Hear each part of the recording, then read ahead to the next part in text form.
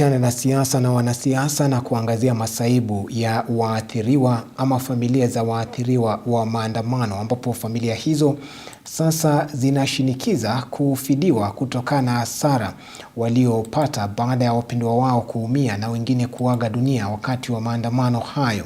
Walizungumza hayo wakati wa maandamano ya amani kuelekea katika bunge la kitaifa na mahakama ya juu kushinikiza kupata haki kutokana na hasara ya maandamano yaliyofanywa na Gen Z mwaka uliopita.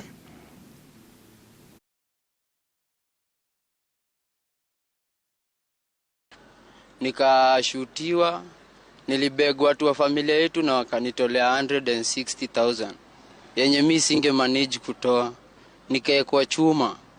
After hapo mimi nilipona, lakini mimi siwezi enda kazi yangu kama kawaida. Yet ndio maana nimekuja hapa kutetea haki yangu, nijue kama naweza pata haki yangu.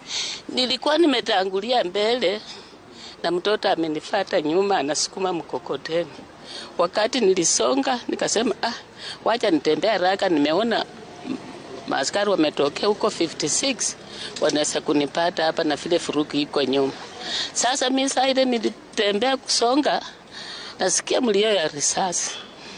Nikaangalia nyuma hivi.